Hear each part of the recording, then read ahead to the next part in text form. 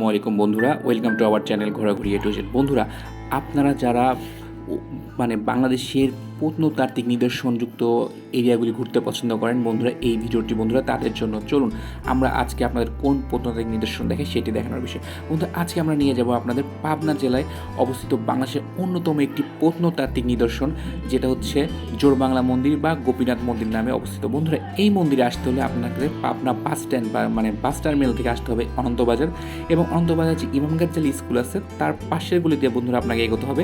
এই যে এই গলি ধরে কিছুক্ষণ এগিয়ে আমরা চলে আসছি মন্দিরের সামনে। বন্ধুরা, আমরা মন্দিরের সামনে চলে আসছি। এই বাম পাশের রাস্তা দিয়ে এগুলি আমরা মন্দির দেখতে পারবো। বন্ধুরা, আপনার মন্দির দেখতে পাচ্ছেন। আমরা বন্ধুরা এখান থেকে মন্দিরের ওই ইতিহাস, ঐতিহ্য এবং এখানে কি জনশ্রুতি আছে এগুলি বন্ধুরা আপনার সাথে আজকে তুলে ধরবো। বন্ধুরা, চলুন কথা না বাড়িয়ে আমরা মন্দিরের ভিতরে প্রবেশ করি এবং দেখি মন্দিরের ইতিহাস একটু আপনার জানার চেষ্টা করি। বন্ধুরা, এটা হচ্ছে এখন বাংলাদেশ প্রত্নতাত্ত্বিক অধিদপ্তরের আন্ডারে রয়েছে। বন্ধুরা, এই মন্দিরটা নিয়ে একটা জনশ্রুতি আছে যেটা এক রাতে তৈরি মন্দির। আবার বন্ধুরা জনশ্রুতি আছে যে এই মন্দিরটা যে বজ্রমোহন কৌরি নামে মুর্শিদাবাদের নবাবের যে একজন তহসিলদার ছিলেন উনি নাকি নির্মাণ করেছেন। বন্ধু, এক্স্যাক্টলি হয়েছে কি এটার কোনো শিলালিপি না থাকায় এটা নির্মাতাকে, নির্মাণকালকে এটা জানা যায় না। তবে বন্ধুরা এটা জানা যায় যে এটা আরও 400-450 বছর আগে তৈরি। এবং বন্ধুরা এর নির্মাণ শৈলী, এর টেরাকোটার কাজ, এগুলি দেখেই সাধারণত ধারণা করা হয় এই মন্দিরটার বয়স প্রায় 450 বছরের পুরানো মন্দির। বন্ধুরা চিন্তা করেন, কালের সাক্ষী হয়ে বাংলাদেশে একটি অন্যতম নিদর্শন। বন্ধুরা, এটি পাবনা শহরের অন্যতম একটি দর্শনীয় স্থান। এবং বন্ধুরা যেটা বললেই নয়, যদি আমরা একটু আপনার টেরাকোটার কাজগুলি দেখাই, দেখেন বন্ধুরা এখানে রাবণের যুদ্ধের দৃশ্য, আবহমানকাল বাংলার যে বিভিন্ন ঐতিহ্য এবং পৌরাণিক কাহিনী, সেগুলি টেরাকোটার আঁচড়ে বন্ধুরা তার মন্দির বিভিন্ন জায়গায় তারা ফুটিয়ে তুলেছিল সেই সময়। বন্ধুরা কিন্তু এই মন্দিরটার অযত্ন, অবহেলায় এই টেরাকোটার কাজগুলি আজ অনেকটাই ধ্বংসাবশেষে পরিণত হয়েছে, ধ্বংসের দিকে চলে যাচ্ছে। বন্ধুরা, আমরা বাংলাদেশে একটা ঐতিহ্য, একটা স্থানকে আসলে প্রপারলি সংরক্ষণ করতে পারি না। এই মন্দিরটা দেখলেই বন্ধুরা বোঝা যায়।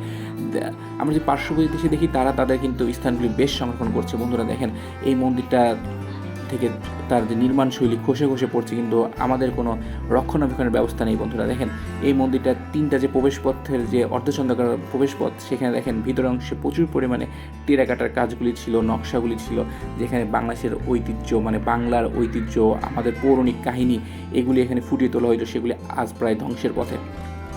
বন্ধুরা দেখেন, এখানে প্রচুর পরিমাণে কাজ ছিল, আদি যে পৌরাণিক কাহিনী এগুলি তারা এখানে উঠায় ধরছে। বন্ধুরা, যদি আমি এই মন্দিরটা সম্বন্ধে একটু বলি, এটা একটা ইটের বেদির উপর নির্মিত মন্দির।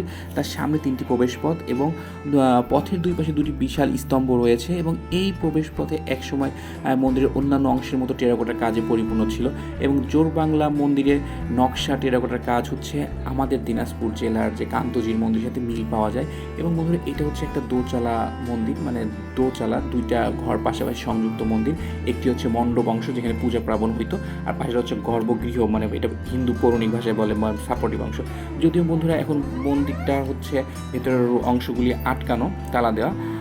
এখানে হচ্ছে বন্ধুরা যখন খোলা ছিল তখন শোনা গেছে যে এখানে বিভিন্ন মাদকদ্রব্য সেবন, একটা খারাপ লোকজনের আড্ডা ছিল। সেই জন্য হচ্ছে পাবনা জেলা প্রশাসক তাদের উদ্যোগে এটা মন্দিরটা রক্ষণাবেক্ষণ এবং কাজ করেছে। বন্ধুরা এই দেয়ালগুলি দেখেন অনেক খুশি যাচ্ছে। এই ওয়ালে যে জ্যামিতিক নকশা, পৌরাণিক নকশা, টেরাকোটার কাজ সবই ছিল, কিন্তু 400 বছরের কালের সাক্ষী হয়ে মন্দিরটা আদৌ বন্ধুরা টিকে আছে। বন্ধুরা যারা পাবনা জেলায় ঘুরতে আসেন তারা অবশ্যই এই জায়গাটা ঘুরে যাবেন। এটা একটা বাংলাদেশের অন্যতম প্রত্নতাত্ত্বিক নিদর্শন, যেটা পাবনা জেলায় একটা গর্ব করার মতো স্থান। এবং দর্শনার্থী এখানে আসে, কিন্তু বন্ধুরা একটা কথা হচ্ছে, এইটা হচ্ছে প্রপার রক্ষণাবেক্ষণ করতে হবে।